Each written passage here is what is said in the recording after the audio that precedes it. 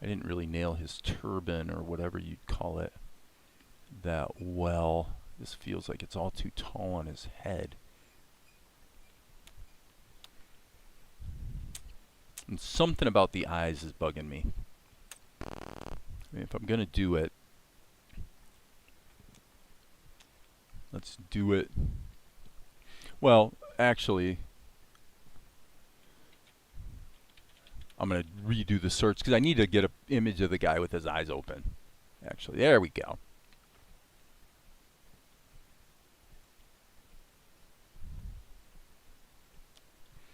You know, surprisingly, actually, so they're placing his eyes a little higher on his head. So yes, just moving his eyes up a little higher makes it look more like the style of Avatar, actually.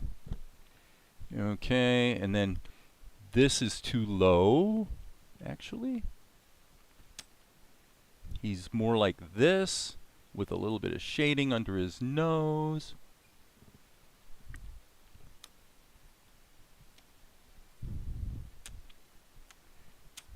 And his face actually divots out like that a bit and then angles in. Okay. So he's not having his cabbages harmed. Looks to me like this guy wears a turtleneck. And so somebody out there is going to go, oh, you know, what if the people who did Avatar find out you're using this cabbage guy, and what if they don't like it? I have great faith in human nature, and if somebody took a character from one of my movies and put it in another movie as a cameo, I would not. I would think that was funny and kind of fun. It's like, cool, you know, no problem.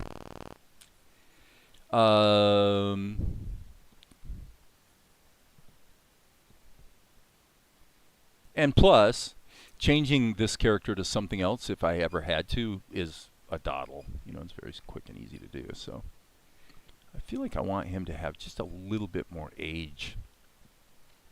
But yeah, the way they drew him,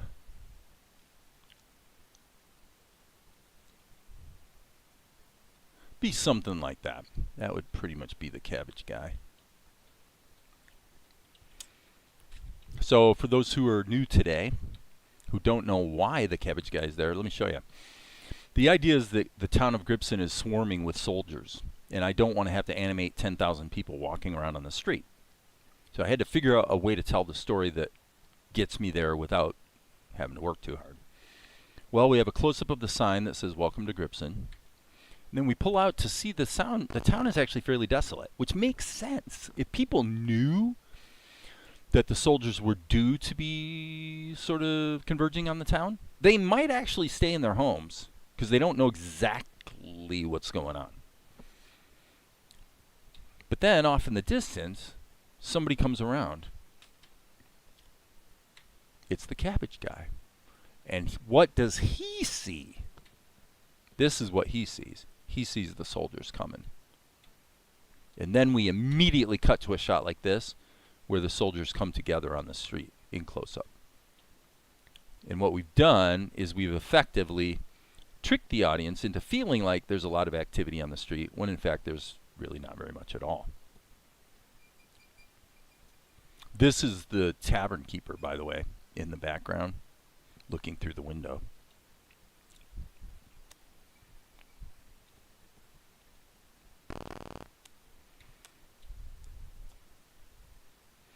And so then what we do is we're going from this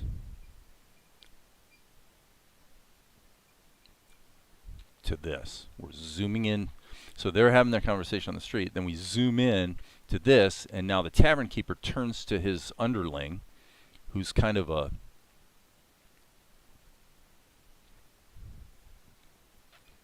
doltish looking guy, unfortunately.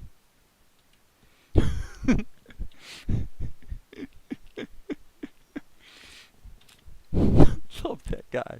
I definitely like that guy. Honestly, he might be a character I want to bring back in a few more cameos later. Okay. All right, so there we go. The cabbage guy thing is solved. What do we got going here? Nothing going on in the chat. Okay. It's so bleeding entertaining to just watch Dave do his thing that we're good. Mm-hmm. So the reason I need to depart now and spend a little time with the script is because this is not going to be easy. This is one of the money shots. When he approaches this table and we get the farce going on between himself and these two, that's going to be good. Because, I mean, these are the ones who are looking for Tianara. So they're the last people Mel would have wanted to be getting close to. The good news, just for what it's worth, is that Vespar at this point does not know that Tianara is with Melchizedek and Luca. So I'll leave it at that for the moment. But anyway, that's it. I'm done for now. And as you guys know, there will be more later.